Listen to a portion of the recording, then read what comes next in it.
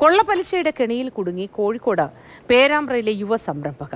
100 രൂപയ്ക്ക് മാസത്തിൽ 4 മുതൽ 8 രൂപ വരെയാണ് പലിശ.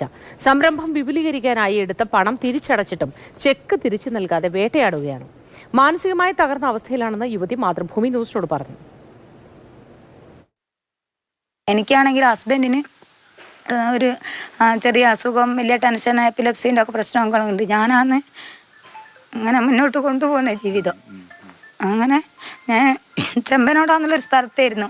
അവിടുന്ന് വീടൊന്നുമില്ല, ഏകദേശം ചോർന്നൊലിക്കുന്നൊരു വീടായിരുന്നു. അങ്ങനത്തെ സിറ്റുവേഷനിലാണ് ഞാൻ ബിസിനസ്സിലേക്ക് ഇറങ്ങുന്നത്. ഇനി ആരും ചതിക്കുമെന്ന് ഞാൻ വിചാരിച്ചില്ല. അവിടെ പൈസ വാങ്ങി ബിസിനസ് ചെയ്ത് ടേൺ ഓവർ കൂടിയോണ്ട് എനിക്ക് 10 ലക്ഷം എന്നുള്ള ഓടി ബാങ്ക് ഓഫ് ബറോഡ എന്നാൽ ഞാൻ എൻ്റെ ബിസിനസ് അത് 20 ലക്ഷം ആക്കി തന്നപ്പോൾ ഞാൻ ഇയാളെല്ലാ ഇടപാടും തീർത്തതാണ്. കാരണം പലിശക്ക് വാങ്ങാൻ ശരിക്കും ഞാനും എൻ്റെ മക്കളും അനുഭവിക്കേണ്ട അയാൾ അനുഭവിക്കുന്നു.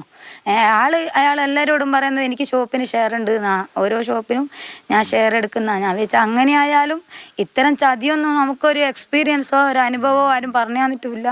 പെടുമെന്നും അറിയാം. ഈ ചെക്കുകൾ 2 ലക്ഷത്തിൻ്റെ ചെക്ക്, 5 ലക്ഷത്തിൻ്റെ ചെക്ക്. അപ്പോൾ ഞാൻ ഇന്നലെ പരിശോധിച്ച് നോക്കുമ്പോൾ ഇതൊക്കെ ഞാൻ പൈസ ഇടപാട് നടത്തിയും തിരിച്ചു കൊടുത്തതും ആണ്. ആ ചെക്കിൻ്റെ ഫോട്ടോ വെച്ച് ബ്ലാക്ക് മെയിൽ ചെയ്യണോ, ചെക്ക് അയാൾ എടുത്തിട്ടുണ്ടോ, ഇന്നിപ്പോൾ എന്നെ ഏതോ ഒരാൾ വിളിച്ച് കോംപ്രമൈസ് ചെയ്യണോ. പിന്നെ കോംപ്രമൈസ് ചെയ്ത് കഴിഞ്ഞാൽ നമുക്ക് എന്ത് ചെയ്യാം, ഈ നിങ്ങളെ ഞാൻ ഒഴിവാക്കി തരാം, അവൻ്റെ പൈസ തരുന്നൊരു ഡേറ്റ് നിങ്ങൾ കാരണം ഇവൻ്റെ വീട്ടിലേക്ക് ചെന്ന് നോക്കുമ്പോൾ ഇവന് ഒന്നുമില്ല, ഇവൻ മുങ്ങാൻ സാധ്യത ഉണ്ടെന്നൊക്കെ മനസ്സിലാക്കി അടുത്ത കുടുംബമുള്ള എന്നെ പിടിച്ച്. എനിക്ക് +2 പഠിക്കുന്ന മോളാ, പിന്നെ 8ാം ക്ലാസ് പഠിക്കുന്ന മോനും. എനിക്കൊരിക്കലും മുങ്ങാൻ പറ്റില്ല. അപ്പോൾ അയാൾ എന്നെ ടാർഗറ്റ് ചെയ്ത്. മുഹമ്മദ് ഷഹീദ് ഉണ്ട് വിശദവിവരങ്ങളുമായി. Shahid, good morning. വല്ലാത്തൊരവസ്ഥയിലാണ് യുവതിയെന്ന് നമുക്ക് മനസ്സിലാവുന്നു. പോലീസിൽ പരാതി കൊടുത്തില്ലേ? പോലീസിന്റെ ഭാഗത്തു നിന്ന് എന്താണ് ഇവർ പറയുന്നത്? ഈ ചെക്ക് തിരികെ വാങ്ങിക്കൊടുക്കാൻ എന്തെങ്കിലും ഒരു നടപടി പോലീസ് ഈ നിമിഷം വരെ സ്വീകരിച്ചിട്ടുണ്ടോ? പരാതി നൽകിയിട്ടുണ്ടോ എങ്കിൽ?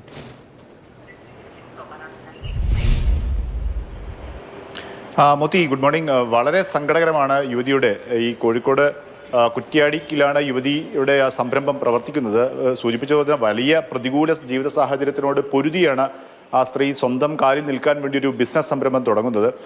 അങ്ങനെ തുടങ്ങി. പക്ഷേ ബിസിനസ് വിപുലീകരണം പല സമയത്തും, അതായത് ഓർഡർ അനുസരിച്ച് നമ്മളത് ബിസിനസ്സിൻ്റെ കൂടുതൽ വിശദാംശങ്ങൾ പുറത്തു പറയുന്നു. കാരണം ആ യുവതിയുടെ ബിസിനസ്സിനെ കൂടി അത് ബാധിക്കാതിരിക്കാൻ വേണ്ടിയാണ്.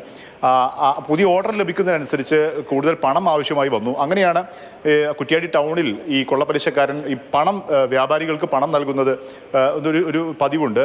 അങ്ങനെയാണ് ഇയാളെ സമീപിക്കുന്നത്. ഈ മണ്ണൂർ സ്വദേശിയായ അബ്ദുറഹ്മാൻ എന്നാണ് അയാളുടെ പേര്, ഈ പലിശക്കാരൻ്റെ പേര്. ഇയാളിൽ നിന്നും പണം വാങ്ങുന്നു. ആ കൃത്യസമയത്ത് തന്നെ യുവതി പറയുന്നുണ്ട്, ഞാൻ 13 വയസ്സിൽ ജോലി ചെയ്ത് ജീവിതം തുടങ്ങിയ ആളാണ്, പണം സാമ്പത്തികമായി ഒരു ഇടപാടുകളും എനിക്കില്ല, കൃത്യസമയത്ത് വാങ്ങുകയും കൊടുക്കുകയും ചെയ്യുന്നുണ്ട്. അങ്ങനെ കൃത്യസമയത്ത് കൊടുത്ത് തീർത്ത പണമാണ്. സ്വാഭാവികമായും ഈ പണം നൽകുന്ന സമയത്ത് അയാൾ ഈ ആ തുകയ്ക്കുള്ള ചെക്ക് ഈ യുവതിയിൽ നിന്ന് വാങ്ങിയിരുന്നു. പക്ഷേ ആ ചെക്കൊക്കെ തിരിച്ചു വാങ്ങിയെന്നാണ് യുവതി പറഞ്ഞത്. പക്ഷേ ഇപ്പോൾ സംഭവിച്ചിരിക്കുന്നത്, ഈ പണമെല്ലാം തിരിച്ചടച്ചു കഴിഞ്ഞതിന് ശേഷവും ഇനിയും പണം അടയ്ക്കാനുണ്ട് എന്ന് പറഞ്ഞുകൊണ്ട് ഇയാൾ ഈ കേസിൽ കുടുക്കിയിരിക്കുകയാണ്. ഈ യുവതിയെ ഈ വണ്ടി ചെക്ക് കേസിൽ കുടുക്കിയിരിക്കുന്നു. കോടതിയിൽ നിന്ന് യുവതിക്ക് സമൻസ് വരുന്നു. മാനസികമായി വളരെ തകർന്ന അവസ്ഥയിലാണ് യുവതി ഉള്ളത് എന്നുള്ളത് തന്നെയാണ്. ഒപ്പം തന്നെ യുവതിയുടെ കടയിലുണ്ടായിരുന്ന മറ്റൊരു ജീവനക്കാരൻ ഇയാളിൽ നിന്നും പണം വാങ്ങിയിരുന്നു. ഇയാൾ പണം തിരിച്ചടച്ചില്ല എന്നൊക്കെ പറഞ്ഞാണ് യുവതിയെ ഇപ്പോൾ ഭീഷണിപ്പെടുത്തിക്കൊണ്ടിരിക്കുക. ഏതായാലും മാനസികമായി ഒട്ടേറെ തകർന്ന അവസ്ഥയിലാണുള്ളത്. പോലീസിൽ പരാതി നൽകിയിരുന്നു. യുവതി പരാതി നൽകാൻ പോലീസുമായി ബന്ധപ്പെട്ടത്. പക്ഷേ പോലീസ് ഏകദേശം കൈയൊഴിഞ്ഞ അവസ്ഥയിലാണ്. കാരണം ഈ പോലീസ് വിശദീകരിക്കുന്നത്, ഇയാൾ ഈ ചെക്ക് കേസ് നൽകിയിട്ടുണ്ട്, കോടതിയിലാണ് കേസുള്ളത്, കോടതിക്ക് മുകളിൽ പോലീസിനൊന്നും ചെയ്യാൻ കഴിയില്ല എന്ന് പറഞ്ഞ് കൈമലർത്തുന്ന വളരെ വിചിത്രമായ രീതിയാണ്. കാരണം ഈ കോടതിയിൽ ചെക്ക് കേസ് ഉണ്ടെങ്കിൽ കൂടി ഈ കൊള്ളപ്പലിശ ഏകദേശം 4% മുതൽ, അതായത് 100 രൂപയ്ക്ക് 4 രൂപ മുതൽ 8 രൂപ വരെ, അതായത് 45%, 85% വരെയൊക്കെയാണ് പലിശ. നമ്മൾ ബാങ്ക് പലിശ കണക്ക് കൂട്ടി നോക്കുമ്പോൾ അത് കൊള്ളപ്പലിശയാണ്. എത്രയോ ഇരട്ടി തുക പലിശ വാങ്ങുകയാണ്. അങ്ങനെ സാമ്പത്തിക ഇടപാട്, ഒരു ലൈസൻസും ഇല്ലാതെ സാമ്പത്തിക ഇടപാട് നടത്താൻ പാടില്ല. അങ്ങനെയെങ്കിൽ ഓപ്പറേഷൻ ഷൈലോക്കൊക്കെ ഉണ്ട്. അങ്ങനെയെങ്കിൽ പോലീസിന് വളരെ കൃത്യമായി ആൾക്കെതിരെ നേരിട്ട് നടപടിയെടുക്കാവുന്നതേ ഉള്ളൂ. പക്ഷേ പോലീസ് ഒരു ചെക്ക് കേസ് ഉണ്ടെന്ന് പറഞ്ഞ് അതിൽ നിന്നും കൈയൊഴിയുമെന്നാണ് നമ്മൾ മനസ്സിലാക്കുക. ഉത്തരവാദിത്തത്തിൽ നിന്നും അവർ മാറി നിൽക്കുന്നു എന്നുള്ളതാണ്. അതീവ ഗൗരവത്തിലുള്ള സാഹചര്യമാണ്. ഇയാൾ നമ്മൾ മനസ്സിലാക്കിയിടത്തോളം അയാളുടെ കാറിൽ വാഹനത്തിൽ പണമൊക്കെ കെട്ടിവെച്ച് അങ്ങനെ നടന്ന് കടകൾക്ക് വിതരണം ചെയ്യുന്നു, അവരിൽ നിന്നും തിരിച്ചു വാങ്ങുന്നു. എല്ലാം പണമായിട്ട് മാത്രമാണ്, എത്ര തുക ലക്ഷങ്ങൾ നൽകിയാലും പണമായിട്ട് മാത്രമാണ് കൊടുക്കുകയും വാങ്ങുകയും ചെയ്യുന്നത്. ഒരു രേഖയോ ഇടപാടോ ഇതൊന്നും നിയമത്തിന് കീഴിൽ കൊണ്ടുവരാനുള്ള യാതൊരു പഴുതും മാർഗവും ഇല്ല എന്നാണോ? ഈ നിരാലംബയായ ഒരു സ്ത്രീക്ക് ഏതെങ്കിലും തരത്തിൽ സംരക്ഷണം കൊടുക്കാനുള്ള ഉത്തരവാദിത്വം കേരള പോലീസിന് ഇല്ല എന്നാണോ ഇവരൊക്കെ പറയുന്നതെന്ന് മനസ്സിലാവുന്നില്ല ഷഹീദ്. മോദി, തീർച്ചയായും ഇത്തരത്തിൽ ജീവിതത്തിൽ തന്നെ വലിയ പ്രതിസന്ധിയിലാണ് ആ യുവതി ഉള്ളത്. സൂചിപ്പിച്ചതുപോലെ പ്ലസ് ടുവിന് പഠിക്കുന്ന ഒരു മകളുണ്ട്, ഹൈസ്കൂളിലൊരു വിദ്യാർത്ഥിയുണ്ട്, ഭർത്താവ് രോഗിയാണ്, ചികിത്സ ആവശ്യമുണ്ട്, ഈ സംരംഭം മുന്നോട്ട് കൊണ്ടുപോകണം, അതിന് തന്നെ വലിയ പണം ഇൻവെസ്റ്റ് ചെയ്തിട്ടുണ്ട്. ഇതിനൊക്കെ വലിയ മാനസിക സമ്മർദ്ദം. അതിനിടയിലാണ് നിരന്തരമായി ഇയാളുടെ ഭാഗത്തു നിന്നുള്ള ഭീഷണി, കോടതിയിൽ നിന്ന് സമൻസ് വരുന്നു, നിരന്തരം ഇയാളുടെ അഭിഭാഷകൻ എന്ന് പറഞ്ഞു നിരന്തരം ഫോണിൽ ബന്ധപ്പെട്ടുകൊണ്ടിരിക്കുന്നു. ഏറ്റവും ഒടുവിൽ കൊട്ടേഷൻ സംഘത്തെ ഇറക്കുമെന്ന് പറഞ്ഞു ഇയാളുടെ ഭീഷണി ഫോണിൽ യുവതിക്ക് വന്നുകൊണ്ടിരിക്കുന്നു. അത് വലിയ മാനസിക സമ്മർദ്ദത്തിലാണ് യുവതി ഇപ്പോൾ ഉള്ളത്. ഷഹീദ് ഫോണിൽ സംസാരിച്ചിരുന്നല്ലോ, നമുക്ക് അതുകൂടി കേൾക്കാം. വ്യാപാര സ്ഥാപനങ്ങൾക്കാണ് കൊടുക്കുന്നത് അല്ലേ? അതെ അതെ അതെ അല്ലാണ്ട് പിന്നെ നമ്മളിപ്പോ റോഡും പോകുന്നവർക്കെല്ലാം പൈസ കൊടുക്കാൻ പറ്റുക? അതെ അതെ, അതൊരു സാമ്പത്തിക ഇടപാടല്ലേ? നമ്മളെല്ലാരും കൊടുക്കുന്നത്, നമ്മൾ വേറെ ഫണ്ട് വാങ്ങിയിട്ടല്ല കൊടുക്കുന്നത്. നമ്മളെ ഫണ്ട് നമ്മളെ നിന്നുള്ള അപ്പം വേറെ ആളെ ഫണ്ട് വാങ്ങിയിട്ടാണ് നമ്മൾ കൊടുക്കുന്നത്. വേറെ ആരെ ഫണ്ടാ അത്? അതൊന്നും ഇപ്പോൾ തന്നെ തയ്യാറല്ല. ഇങ്ങനെ പൈസ കൊടുക്കുന്നത് നിയമവിരുദ്ധല്ലേ? നിയമവിരുദ്ധം എന്ന് പറയുന്നത് അങ്ങനെയെങ്കിൽ മന്ത്രിമാരും ഇതെല്ലാം കൈക്കൂലിയെല്ലാം നിർത്തി ഇതെല്ലാം കോടിക്കണക്കിന് കൊള്ളടിക്കുന്നതല്ലേ. നമ്മള് പാവപ്പെട്ടികൾ ഇങ്ങനെ ചെയ്യുമ്പോൾ അതിത് മന്ത്രിമാരെല്ലാം എന്തെല്ലാം കളിക്കുന്നുണ്ട്, അതെല്ലാം തുടരാനുണ്ടോ? നിയമവിരുദ്ധാണെന്ന് നിങ്ങൾക്ക് അറിയാം. നിയമവിരുദ്ധം എങ്ങനെയാ നിയമവിരുദ്ധം?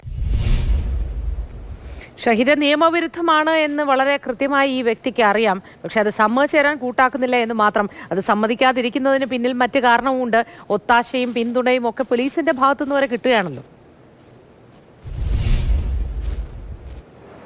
തീർച്ചയായും മോത്തി, ഇയാളുടെ പ്രതികരണം തന്നെ ഗൗരവത്തിലുള്ളതാണ്. കാരണം ഇയാൾ ഇതിനെ ന്യായീകരിക്കുന്നത് നമ്മുടെ നാട്ടിൽ മന്ത്രിമാരൊക്കെ വലിയ അഴിമതി നടത്തുന്നുണ്ട്, അതുകൊണ്ട് എനിക്കും എന്തുകൊണ്ട് ഇങ്ങനെ ചെയ്തുകൂടാ, അതായത് നിയമവിരുദ്ധ പ്രവർത്തനം നാട്ടിൽ നിർബാധം നടക്കുന്നു, ഞാനും നിയമവിരുദ്ധ പ്രവർത്തനം നടത്തും എന്ന് പറഞ്ഞ് ന്യായീകരിക്കുകയാണ് ഇയാൾ ചെയ്യുന്നത്. ഞാൻ സൂചിപ്പിച്ചതുപോലെ ഈ വാഹനത്തിൽ പണവുമായി ഇയാൾ വ്യാപാരികളുടെ അടുത്ത് ചെന്ന് ആ രീതിയിൽ ഇടപാട് നടത്തുകയാണ്. ഒരു വർഷങ്ങളായി അവിടെ ഇത്തരം ഇടപാടുകൾ നടന്നുകൊണ്ടിരിക്കുന്നു. ഞാൻ മനസ്സിലാക്കുന്നിടത്തോളം പോലീസിന് ഇക്കാര്യം വളരെ വ്യക്തമായി അറിയാം. ഇയാൾ തന്നെ ഒരു ശബ്ദ സന്ദേശത്തിൽ അവകാശപ്പെടുന്നുണ്ട്, താൻ പണവും കയറ്റി കാറിൽ യാത്ര ചെയ്യുകയാണെങ്കിൽ പോലീസ് പരിശോധനയുള്ള സ്ഥലങ്ങളിൽ എൻ്റെ കാർ പരിശോധിക്കില്ല, അത് പോലീസിന് അറിയാം, അത്തരത്തിലുള്ള ബന്ധങ്ങളുമൊക്കെ തനിക്കുണ്ട് എന്നൊക്കെ ഇയാൾ അവകാശപ്പെടുന്നുണ്ട്. ഈ രീതിയിൽ തന്നെയാണ് ഇയാൾ ഈ തെറ്റിനെ ന്യായീകരിക്കുന്നത്. ഈ കടക്കാരിൽ അതായത് കുറ്റ്യാടി ടൗണിൽ കടകൾ തുറന്നിരിക്കുന്ന ആളുകൾ മാത്രമേ ഇയാൾ പണം കടം കൊടുക്കുകയുള്ളൂ. ഞാൻ ഓഡിയോയിൽ ചോദിച്ചതുപോലെ എവിടെ നിന്നാണ് ഈ പണം എന്ന് ചോദിക്കുന്ന സമയത്ത് അതൊന്നും വെളിപ്പെടുത്താൻ കഴിയുകയില്ല എന്ന് പറഞ്ഞുകൊണ്ടാണ് അയാൾ തൻ്റെ നിയമവിരുദ്ധ പ്രവർത്തനത്തെ ന്യായീകരിക്കുന്നത്. അത് സമ്മതിക്കുകയും ചെയ്യുന്നു എന്നുള്ളത് തന്നെയാണ്.